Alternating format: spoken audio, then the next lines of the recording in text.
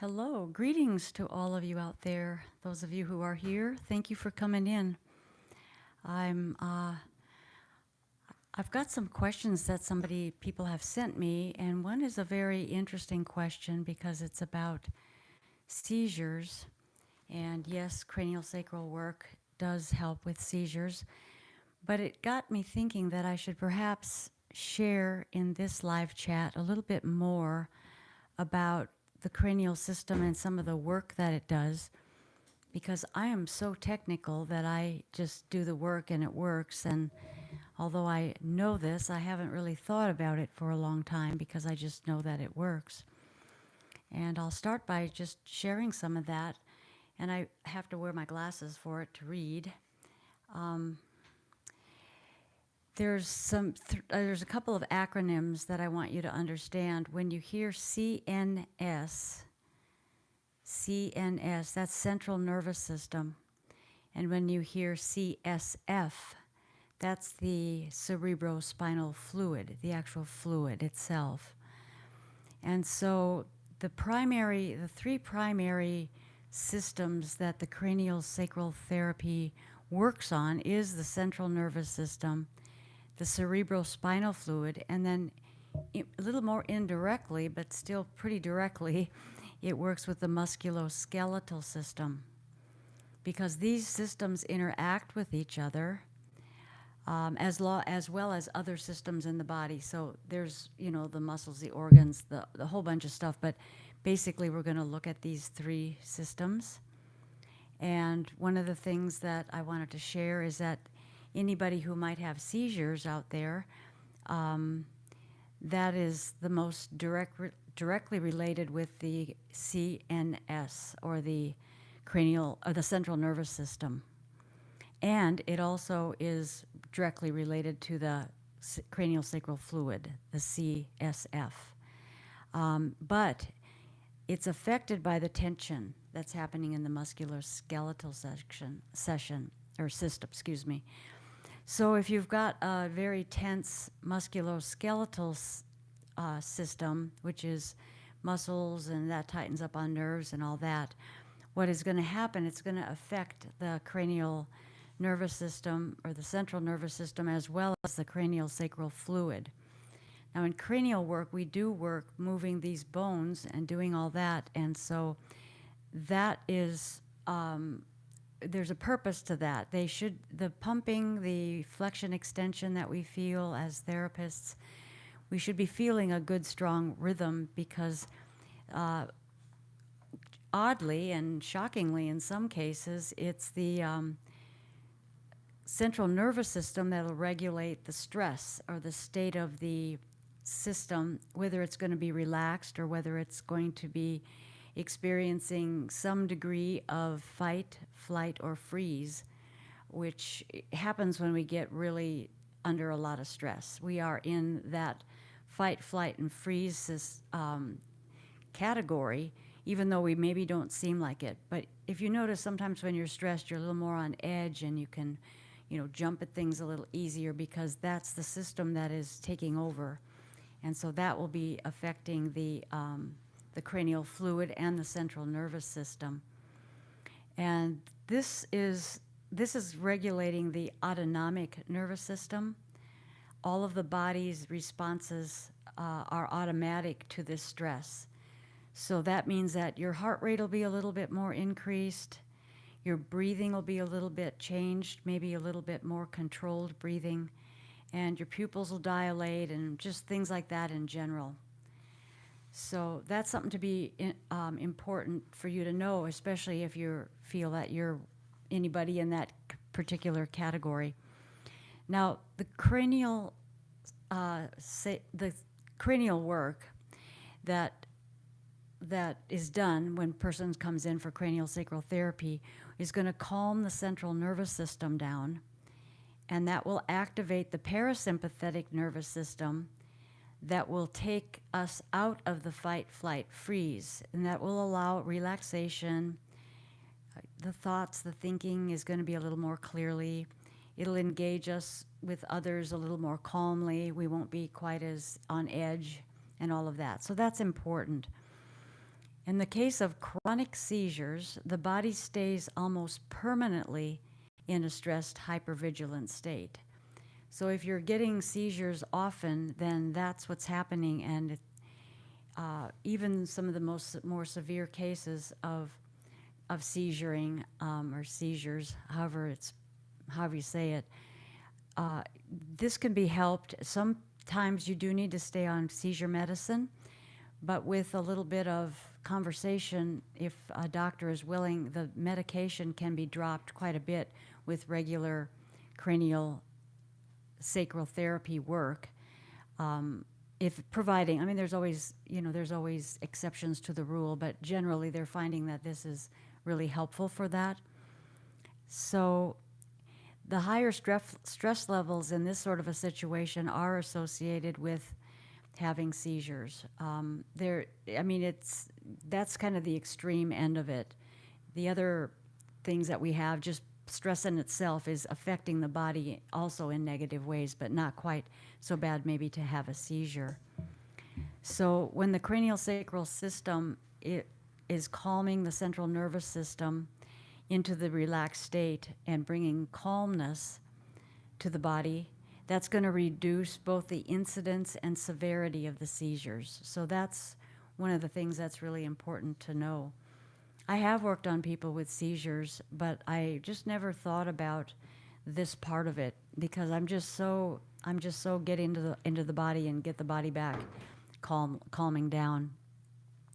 So by improving the function of the cranial or the central nervous system and with cranial sacral work, it'll also help the body clear. Now this is the important part. It's going to help the body clear wastes from the cerebral spinal fluid, because the fluid is surrounding the brain and the spinal cord, and that is having to be washed. The central nervous system has to be washed, and it's done with the fluid. Now, high levels of waste products in the fluid, in the cranial fluid, it's associated with seizures. And the higher levels too can also be just associated with chronic stress and just not feeling very good. And it can also be an indicator for some disease processes to begin too, because when you're under that kind of stress and your body's not relaxing, you're going to be building up a level of toxin in that system that is the fluid, which is supposed to wash out the brain and the spinal cord, the fluid. And that if that's not happening, then we're going to have some, problems. You just have to kind of go inside your body and begin to look at this sort of thing. But this is information for you. So it does indicate that there can be a disease happening somewhere in the body, that a disease will begin to start if we continue to stay in a stressed state. So the cranial therapy is going to help to improve the flow of the cranial sacral fluid. And that's by releasing the points of tension that are in the musculoskeletal system, which is what's overall hindering the job for it to do. So our bodies are going to get tense, and then it's going to affect this fluid and the system involved with the fluid. When we improve that, the cranial sacral fluid, we're going to be allowing the body to remove wastes, and the function will definitely increase and get better. The frequency is going to be different in our body than what it was when we're tense. So to maintain the cranial sacral system, we want to reduce the systemic stress in our body, which is basically comes from the nervous system. And that way, seizures probably could reduce quite a bit, but also the danger of developing some kind of a disease pattern could also be reduced. So it is important to maintain regular health with cranial sacral therapy, which is one reason intuitively, and also just because I have known this, but I've just put it aside for so long. That's why I always tell people that come to see me for cranial sacral work to pay attention when you get into stress and come in for another session, because this is going to affect the body in much more profound ways than maybe one thinks, because you don't feel a whole lot in cranial work, but the body is actually doing a lot of work. So that's that for that. And I just wanted to share that with you because I am always talking about cranial sacral therapy. So with that question about seizures, I thought that would be a good time to bring this whole thing up and let you know that this is what goes on. And so it is, isn't it? Yeah. So that's an easy maintenance thing, because if you're not a person that's, under a lot of stress, and as the body learns not to be under a lot of stress, the cranial maintenance, it doesn't have to be really close together. You don't have to go several times a week. You might have to for a while if you're under just a tremendous amount of stress. But as your body gets more trained to stay into the the less stressed state, then the sessions will come farther apart. But it should still be maintained every maybe 2-3 months, at the very best. That's when when your body's in a good, relaxed state. If you feel like the tension is coming on in things at work or things in the world or family disputes or going through a divorce or children making you crazy, whatever it is, just remember that you should be very concerned about taking care of yourself so that you won't fly off the handle with all this stuff and make an already stressful situation even worse. So with that, I just wanted to share that. So thank you for those of you that heard that out. I had to use my notes because I wanted to get everything straight on this, because like I say, I just don't pay much attention to that part of it. I just know that the work works, and I just jump in and do the therapy very mechanically and pay attention to the person's body. And I can tell. I had a woman in this morning she's been in stress for a long time. She's always fighting in the courts and stuff like that. And she's also in denial about having anything wrong with her. And so when I got my hands on her, I couldn't even hardly feel a rhythm happening in her. I had to go to the sub-rhythm to find it. And that was just because her stress levels were so high for so many years that she was just beside herself. And she was beginning to have little tiny mini seizures every morning. So her system did need to be cleansed, and I told her to come back next week because she needs to get this underway, or she's not going to be in a good way. I picked up other things going on with her, but it wasn't something that I wanted to share with her at this point. I just wanted her to get focused on what is important, and that, yes, you are also can get disease patterns. Just because you're in denial doesn't mean that that's reality. The body is going to have to go that way if it doesn't get cleaned out, if the toxins don't get cleaned out around the brain and the spinal cord. Somebody asked, what is the subrhythm?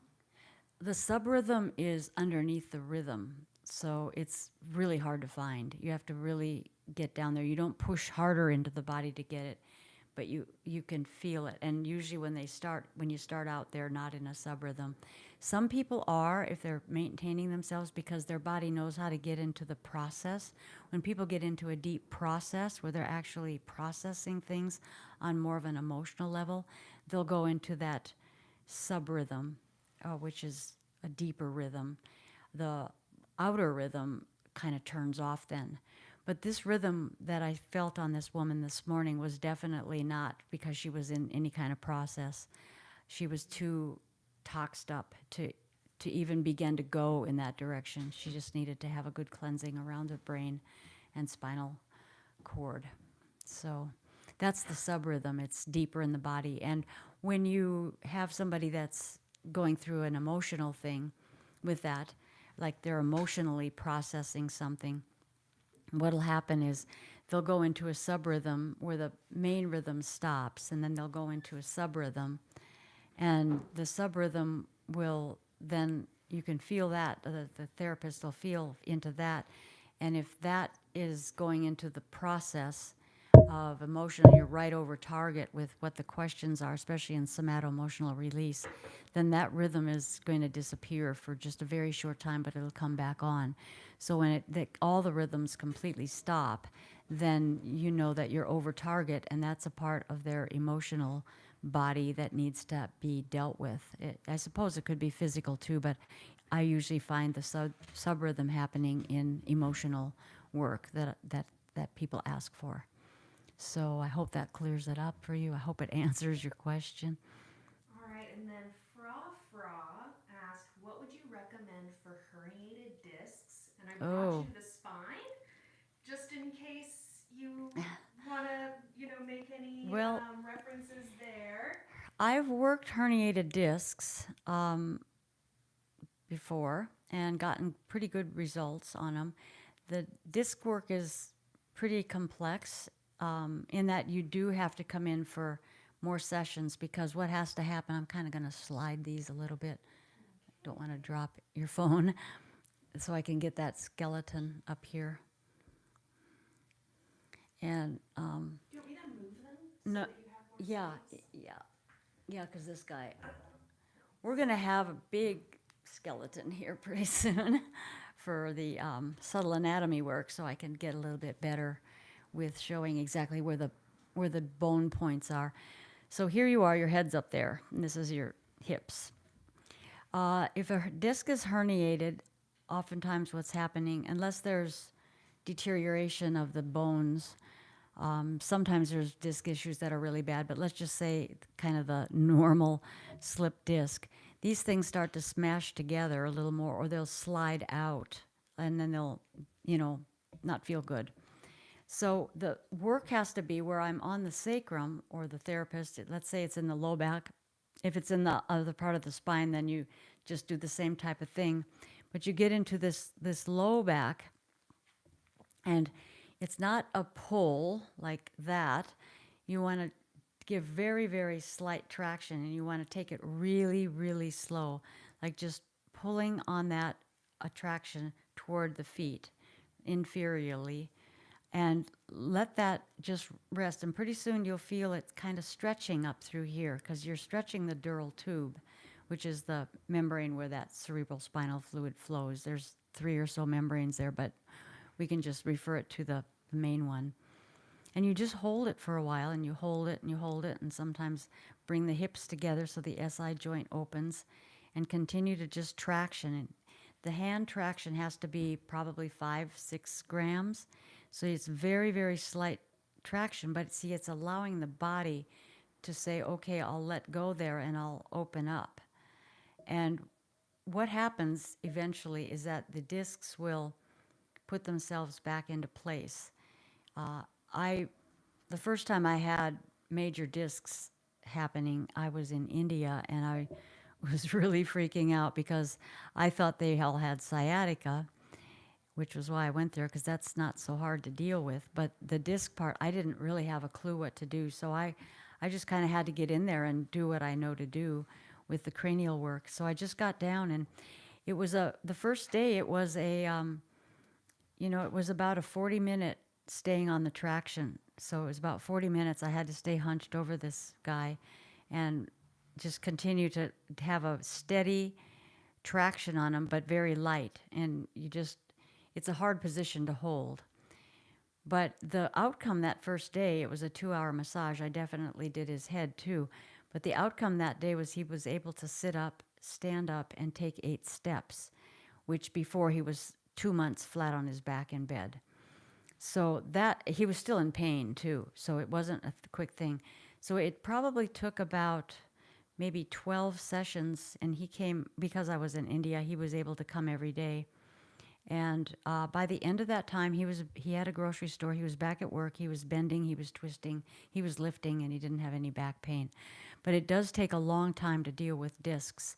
And so, I guess chiropractors can put them in, they kind of pop them in, but in my work and the things I've experienced, it's harder work to do, but I think it will hold a little bit better because it's actually the body making itself rearrange itself to get those discs back in there. And just a side note, I had an experience when they had to traction my broken leg. They had to traction it with 20 pounds because it was so shattered that I could feel exactly what it was just pulling on it, but it was well, it was pretty heavyweight, but that's what had to be done for the bone, the femur bone. And I could feel, all of a sudden, I would feel the bone like shifting, and then it would just stop. And then it took a little bit of, like few hours, and then it would shift again, and then it would stop. So I could actually feel my bone realigning. And that's the same type of thing that has to happen with the discs. You have to let the body, well, you don't have to, you can do any therapy that you think is best for you, but if you're going to be doing it for somebody, they will have to come in and allow this to take its time, and it does take time. And so if you have the patience for it and the stamina and staying in a position for such a long time, that's how you would remedy disc problems. And then from the perspective, so that was a great explanation, like for a massage therapist. What about the patient who has a herniated disc? Well, What would you recommend? they would have to go through this to get it corrected. Tell them what they Oh, would do. So maybe yeah. look for a craniosacral therapist on Oh, I see. Yeah, I'm upledger.com. not used to this kind of thing. Well, yeah, you'd want to find a therapist that knows how to do this. They don't all, they all have different levels of skill, so you'd want to find a skill level. Or you could go to a chiropractor and ask him what he wants, what he could do. Um, you could do probably some stretches yourself, maybe hanging upside down by the knees and that kind of thing. Maybe some kind of back exercises where you're allowing yourself to pull a little more open. Um, I can't think of any exercises right now unless you're maybe hanging from something, but it does make it, it's better to do with traction. Um, Discs are a really painful thing because they pinch down on nerves, and they pinch down on these little nerve, the sleeves of the dural tube, the dural sleeves, and nerves come out of there, and it's just really a painful thing. So if you can get that alleviated, you might want to look for a therapist. And if you need to look for one, there's a directory at upledger.com.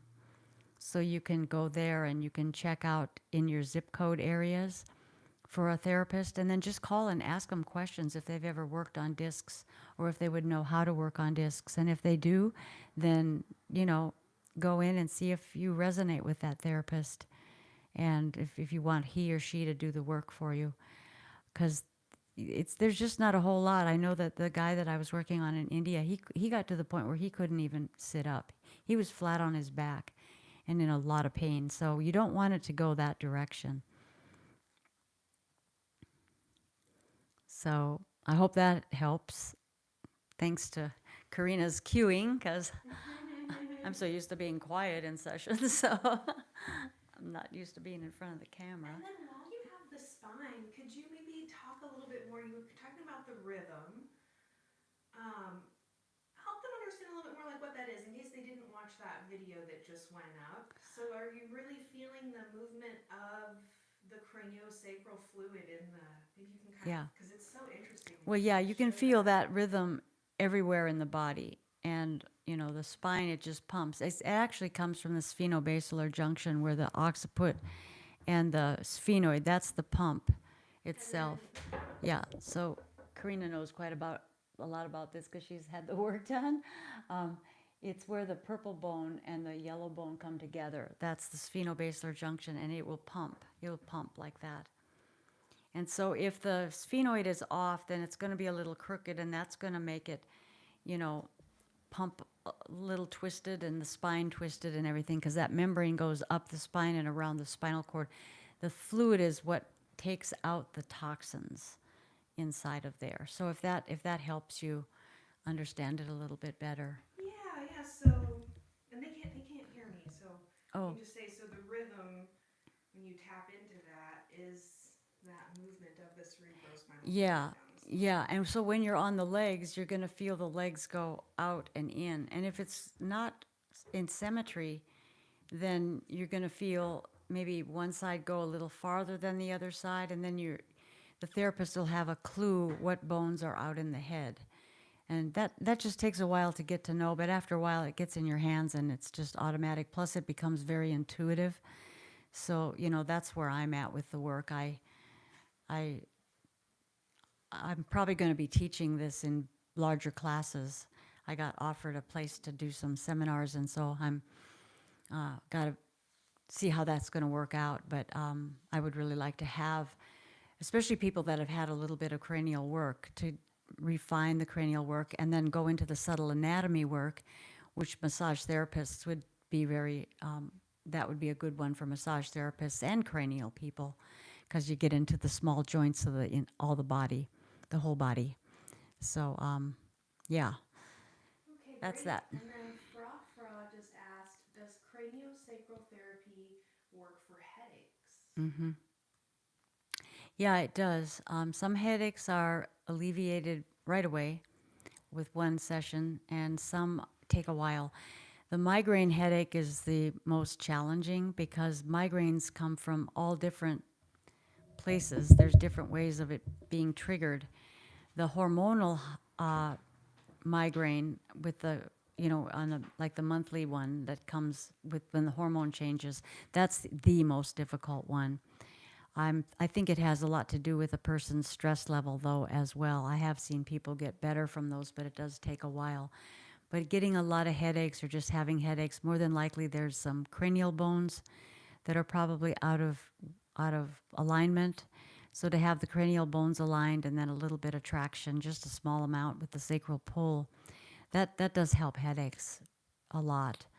I've had people come in with burning headaches. They're almost in tears, and they go out of the place laughing.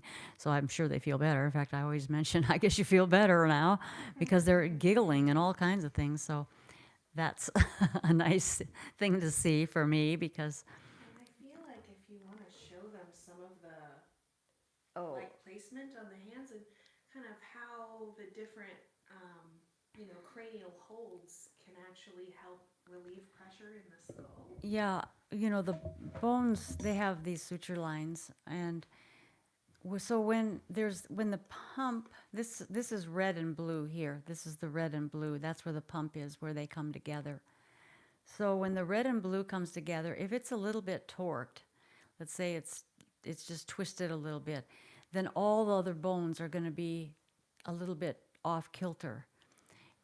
Because you can see that this red bone basically touches all the other bones.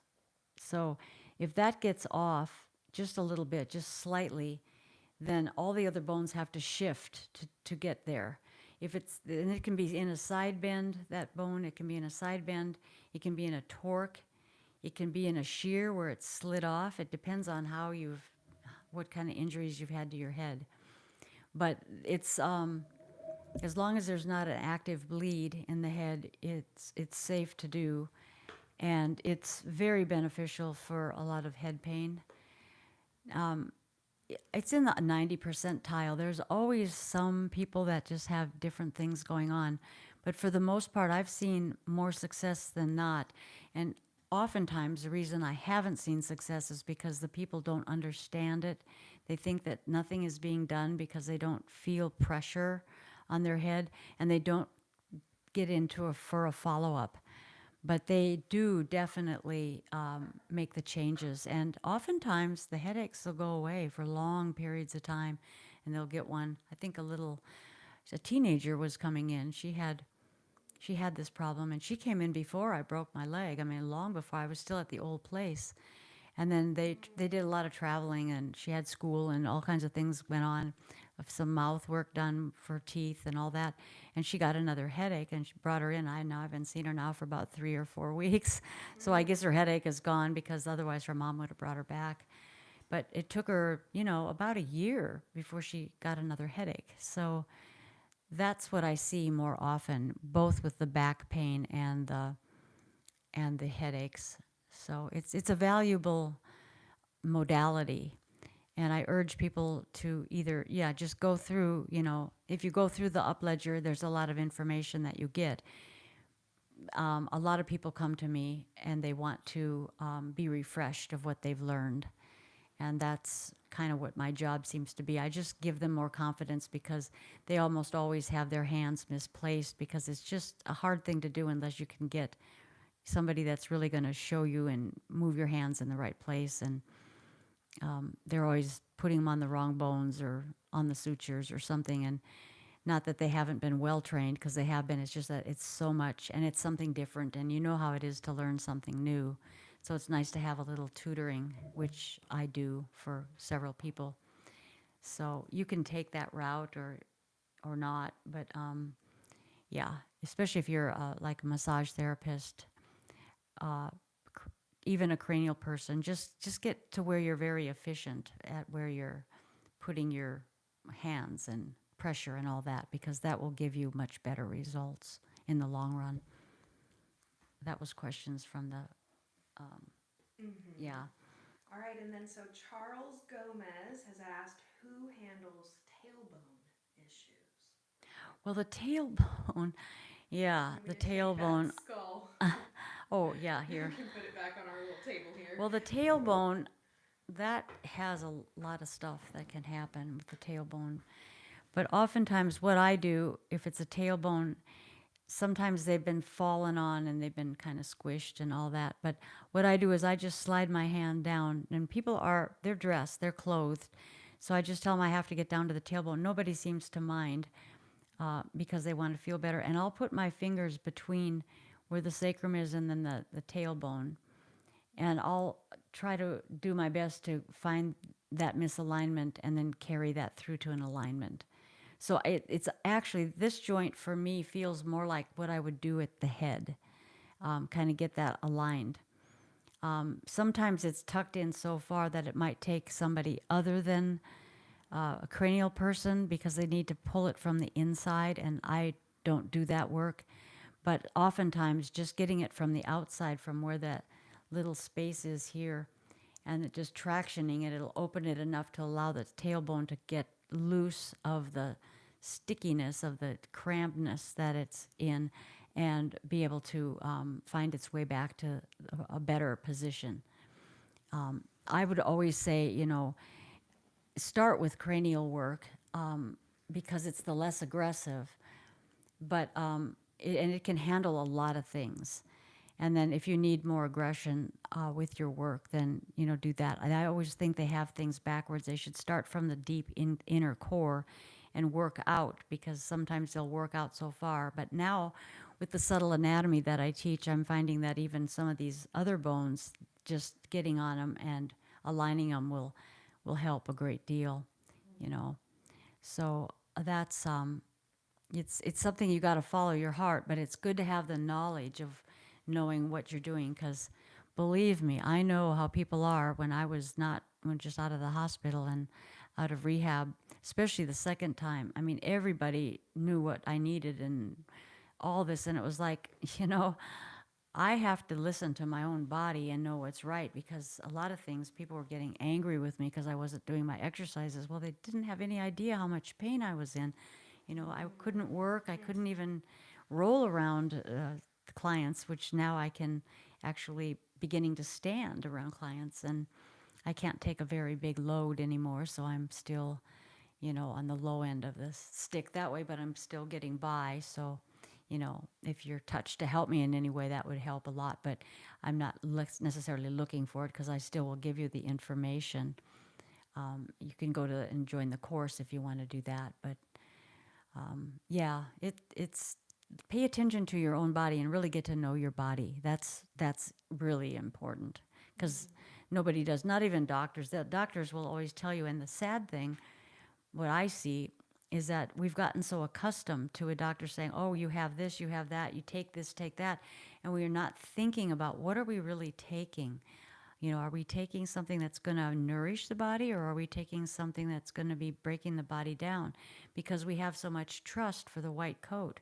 And that's got to, it's important to come to grips with that even though they're telling you something, if you don't like it, just say, I'm not going to take that on. I'm not going to say that I have that particular condition, but still keep it in your mind that maybe you have something going on in that organ or in that joint or something, and figure out ways to do it a different way, because overall the body is an incredible healer of itself, but the mind has to be connected to the body, and the body the mind.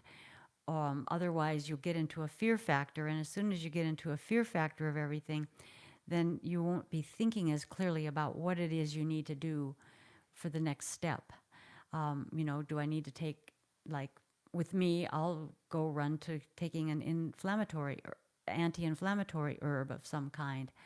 And I'll take that for maybe a few days, and then my body says, okay, enough of that, but now there's something else going on, so I'll change my herbs a little bit, and I'll do that, which is so much better for me than people just running to me with all these vitamins and minerals and all these things they're telling me to do. And it's like, it's like I'm overwhelmed. I appreciate you trying to help me, but,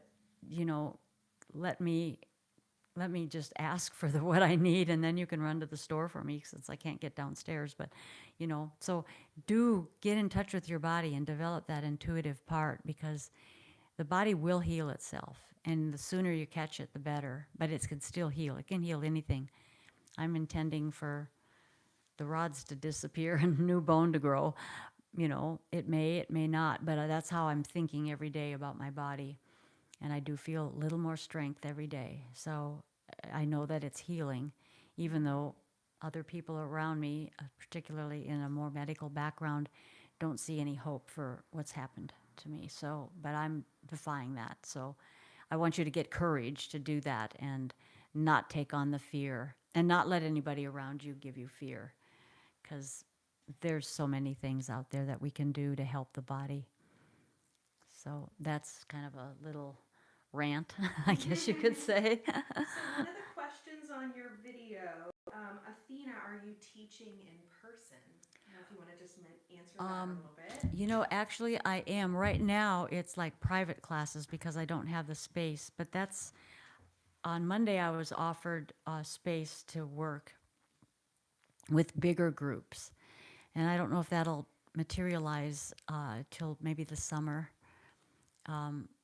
I'm pretty sure it will, because that's what I want to do. But right now, I do teach in person, and I'm not super expensive, and I'm very thorough about what you get. Whatever you want and questions and however that, and I try to get you through as fast as you want to go. You're the pace that you want to go, and it's the length of time for a day that you want to go. And I just urge you to practice on somebody. If you can get a body to practice on, it kind of helps. But yeah, I do teach, and I want to teach. I want to teach more. I kind of have to redesign myself after all this surgery stuff, because I don't think I'm ever going to have the client load that I had and quite be able to support myself like I once was able to. So I'm going into the teaching route. But yeah, we'll keep you posted as far as the seminars go, and have some kind of way to contact you. Okay, and then Absent-Minded asked, how are you doing? If you want to just talk a little bit and go ahead and just give a little recap in case anyone Okay. doesn't know what you've been through. Well, I'm doing much better. I'm now feeling like my nervous system and brain are connected to be able to walk with my walker with one foot in front of the other, and it actually feels like I'm actually walking again instead of leaning on the walker and kind of dragging myself behind it. I can stand up quicker. I'm better at standing up, and the body has wanted to, because I'm not as active as I used to be, so the body was starting to feel kind of sluggish. So I eased myself into a cleansing, a detoxification thing. I have a formulas from this Dr. Schultz, and he's really good. In fact, he got in trouble for some of the things he was doing. So anybody that gets in trouble who's a doctor, I figure is pretty good. So he has his formulas for first cleansing the gut, which I'm in the process of now. I'm eating a little. I'm not going to go on a really radical fast, but I'm going to make everything easy on my body, and then I'm going to detoxify my blood and my lymph because of all the meds that had to be taken. But overall, as far as my standing and moving and all that, I'm doing much better. My pain level, I do take the kratom for pain, and I still do need some of that, but I don't need as much, and I don't always need to take it every day. I like to take it before I have clients. I'm also being able to scoot around the table a little faster than I was. So overall, I'm making the progress. Thanks, Absent-Minded, for asking, and I plan to get back as much as I can. And I'm planning for that to be pretty much back to at least 95%. So that's my goal anyway. Mhm. I want to get to the stairs, to go up and down the stairs, because then I'll be able to drive and get out and get on the grass and feel earth under my feet instead of a second story. I've been up here since January. So, yeah. But it's just the course I'm on, the journey I'm on, and I'm learning a lot of things, and it's helping me at a spiritual level as well to learn how to even go deeper into the things that I've been shown before and have a quieter mind and all of that. So thanks for asking, and I hope that wasn't too long and drawn out of an No. answer. And then I don't know if you want to maybe answer one of these other, either about scoliosis. Oh yeah, or- these were questions. I think it came in on one of the videos that we had. Sorry, I don't remember who asked them, but it's, how do you find a qualified practitioner nearby? Well, I don't want to give my opinion too much.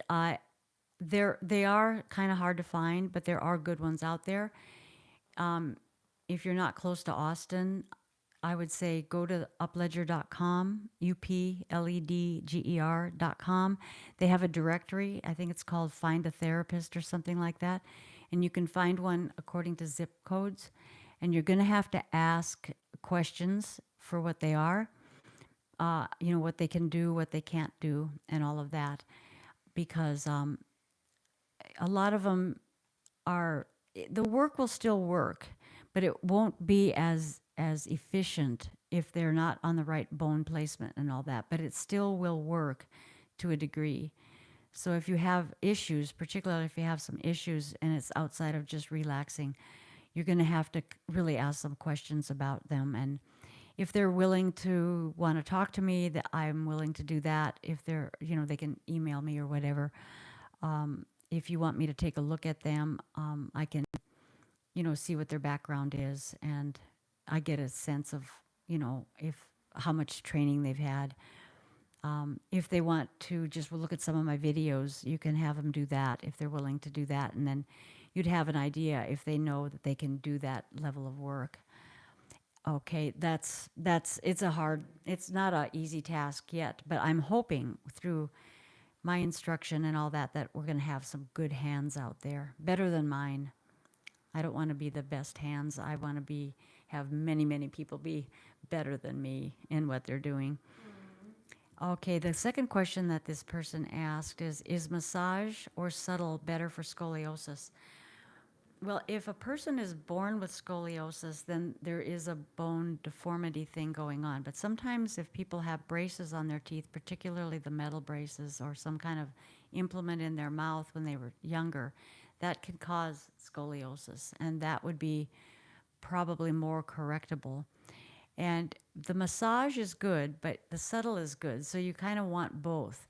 You want to have a nice traction going on with the spine and get the spine as straight as it can go.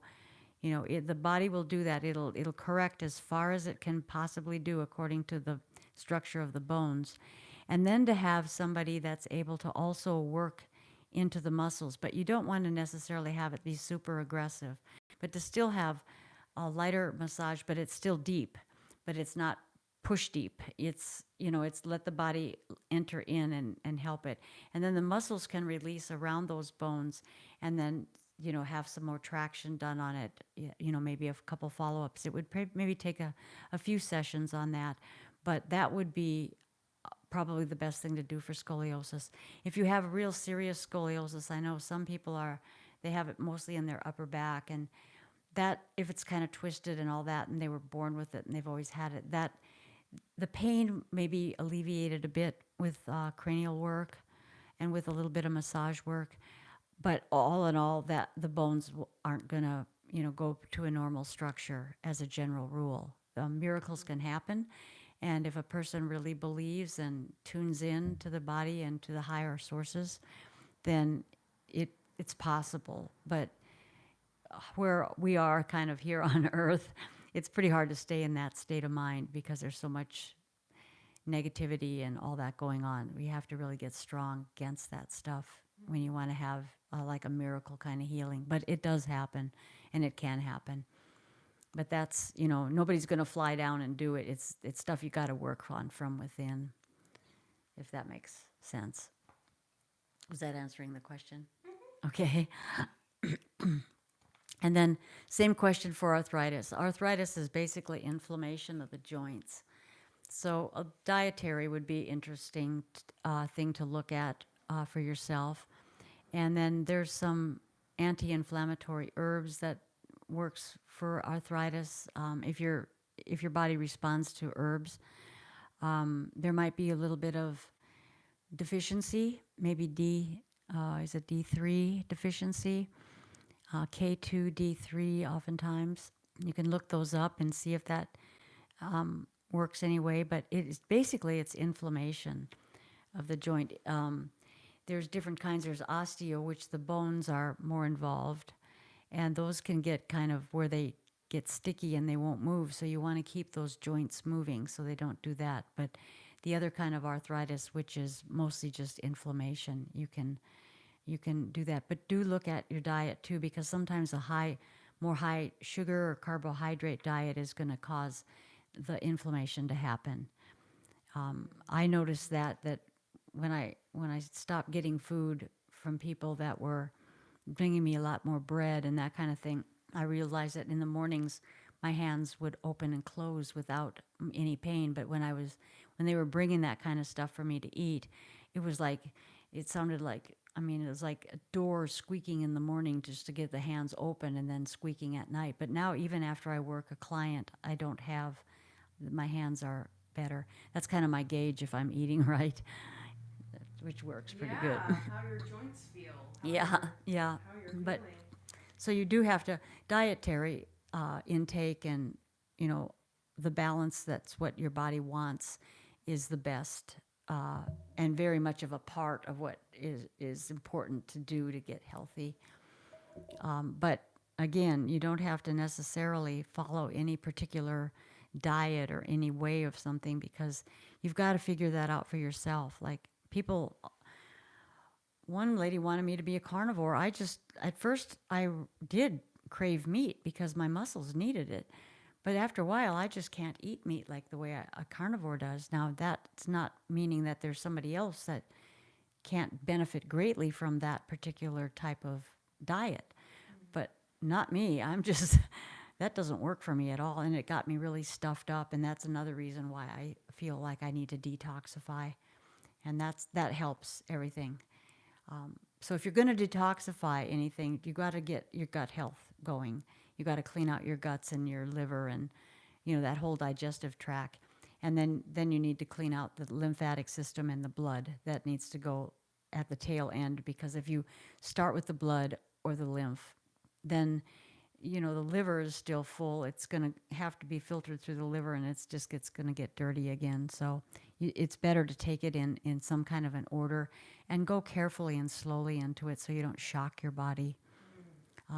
That's one thing that a lot of people try. They try these things and they're so radical for their body, and then they can't stick with it, because as you're detoxing, you're also craving food that you don't want to crave at all. So, and then the last question that she had was, are there practitioners who do both?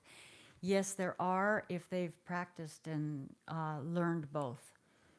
And that's what I'm hoping. I'm hoping that the subtle anatomy work that I'm teaching will be beneficial for massage therapists as well as for cranial sacral therapists, because it gets into the small joints, and it aligns them. It can drain them out. It can do all that. So, yeah, that's. But right now, how many people are there who've learned the subtle? It's still new, right?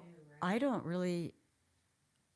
There's probably somebody out there that understands it, but in the circle that I see and even talk to, they have no clue what the subtle alignment is all about, because it's subtle and it's dealing with small joints. As soon as I get my big skeleton here, that'll be fun, because then I can actually show you a moving foot. But it's just like the head. when those sutures get a little bit out of alignment, they're going to cause a little bit of discomfort in some way, shape, or form. You're going to normalize to it, so you're not going to see it's there, but it's there. So same with the little tiny joints of the hand and of the wrist and all of that. That's also going to be something that you'll want to pay attention to. Hopefully I can get people to get interested in that, because then you just have another tool in your toolbox and you can bring a person so much further. So that's what I say to that. It's kind of subtle work all the way around, but it does address different parts. So I hope that whoever asked those questions, I should have written the name down, but I'm sorry I didn't, but I did get to answering them. No, that was great. All right, and then I'm going to mute again. We'll do another little singing bowl section. Okay.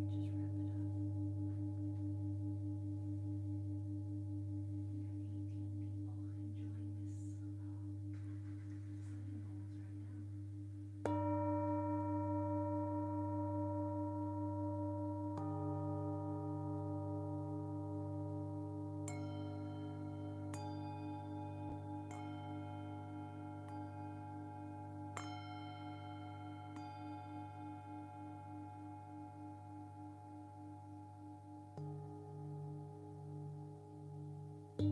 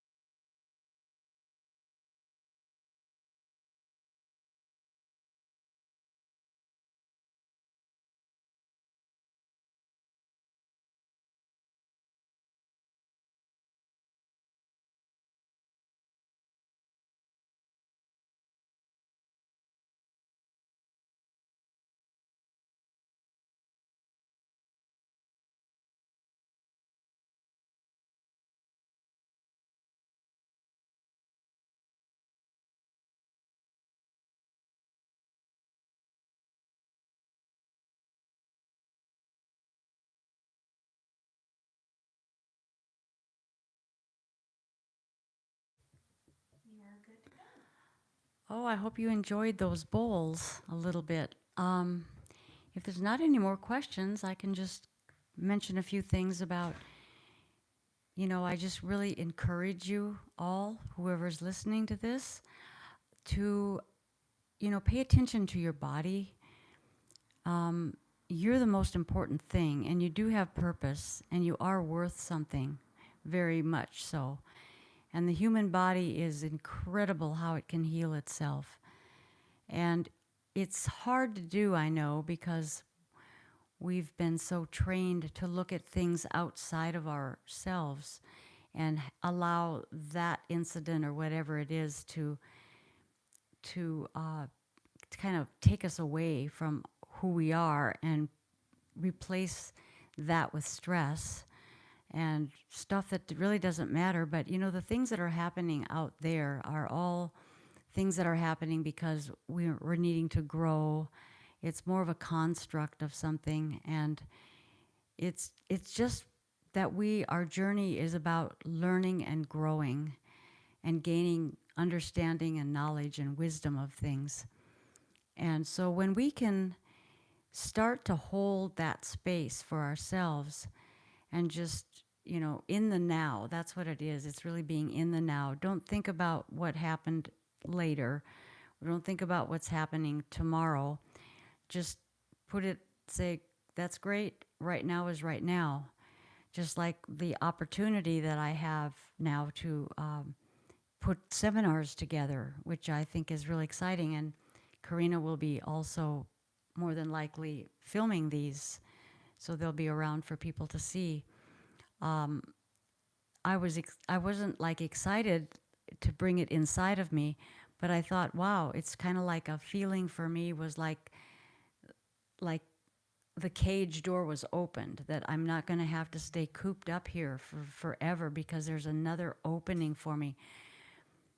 There was an opportunity that she said that I could live there, but my cleaning person who comes in and helps me with the laundry and a few things, she had been out there and she said it's really beautiful and all that, but the girl wanted me to live out there, and there is a 3-bedroom place that I could stay. But as she started to tell me about it and where it's at and how it's above a garage, so I'd have to go upstairs. And then she said, or you could stay in the casita. And that's what the lady that is living out there, she said I could stay in the casita.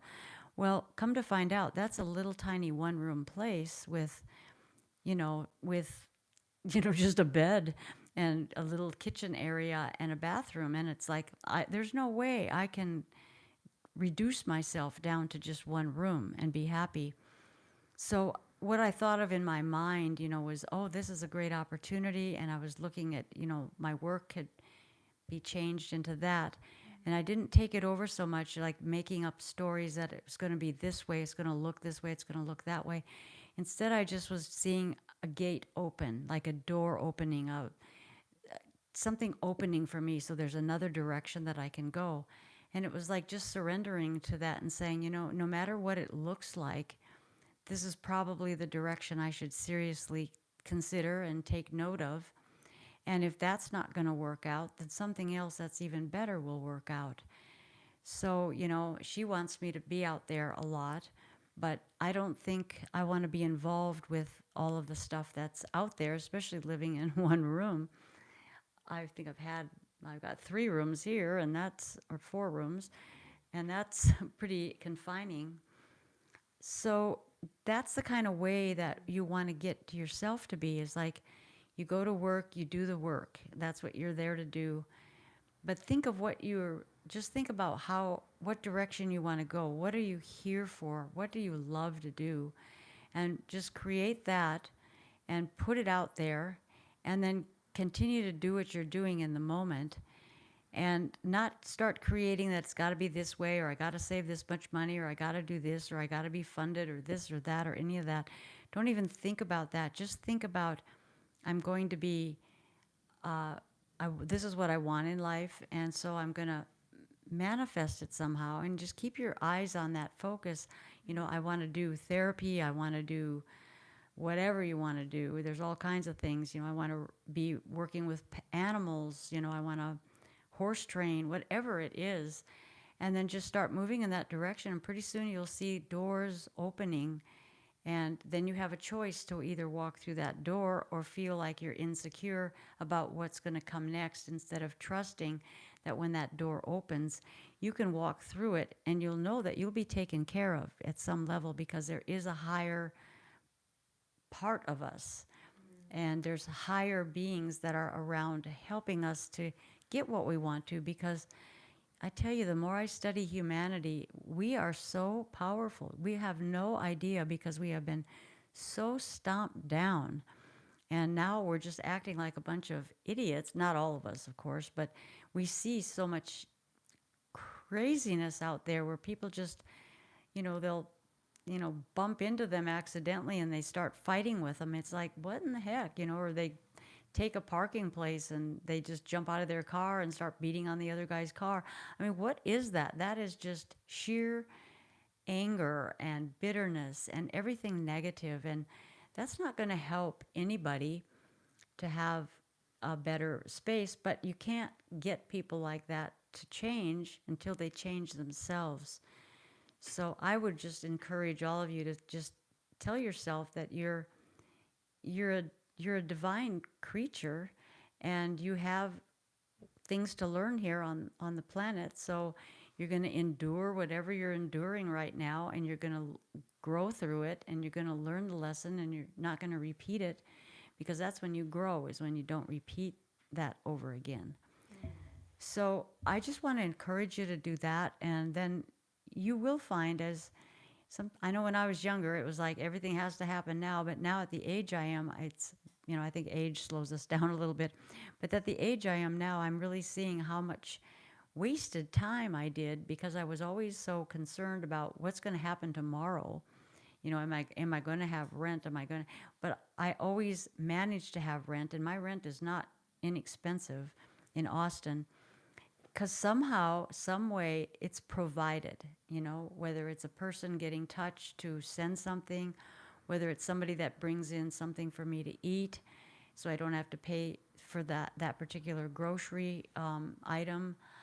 It's really and truly, it's serendipitous, but you have to move out of this worry about the future or feeling guilty about the past. So that's what I really want to leave with you all, and let you know that, you are all loved very much. And I know that kind of sounds funny, but truly, that's what we're about. That's what humanity is about. And we are some of the most amazing creations, I should say, that's ever been created in the whole universe. Because we have emotions, we have creativity, we have all of this stuff that supposedly, and I don't know if this is true or not, but I've heard it so many times, that other species in other places in this wide unknown, they don't have that. They don't have creativity. They have to copy. Or they're so mechanical because they've gotten so involved with technology that they only know technology.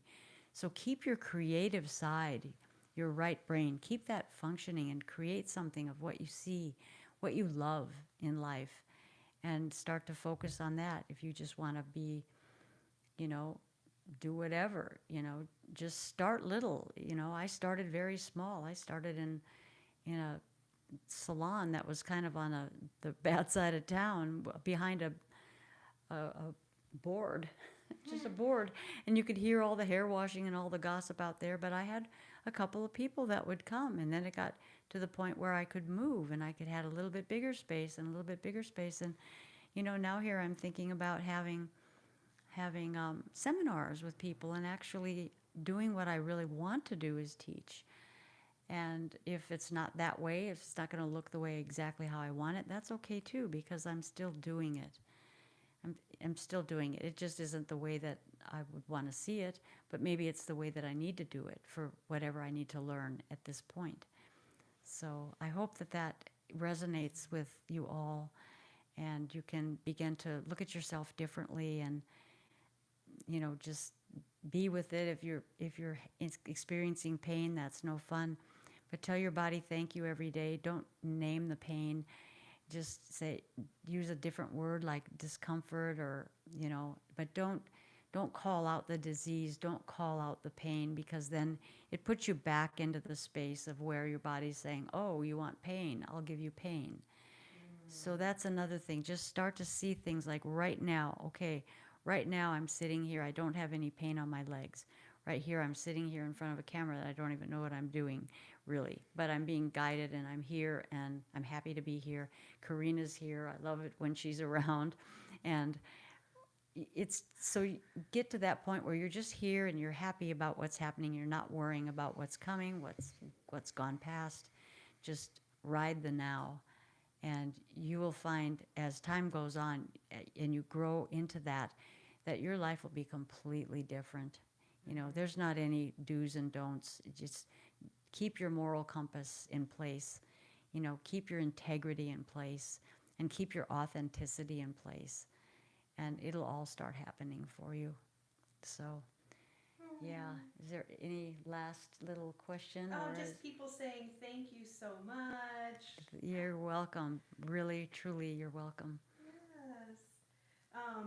I realized there was a question on one of the videos about working on people with hypermobility. Do you want to address With that? hypermobility, yeah, there's not really anything you got to do differently. They're just double jointed. I mean, they're the people that can make their body go all over the place. Hypermobility. Yeah. Yeah. Hypermobility. Yeah, there's not any real difference that you have to do. All the work will help, the discomfort and all that, but that's not anything you should be. You probably wouldn't want to have a lot of deep work on that because you're already real flexible, but yeah, you don't have to worry about what you're getting. So if you like the deep work, do the deep work. If you like something more subtle, then do the subtle work, but it'll be okay. Hey. So yeah, I just say thank you so much everyone for watching, and we'll see you next time. Yep, see you next time. Thanks for visiting and being with us. Until we see you again. Bye-bye. Thank you, everyone. We will see y'all very, very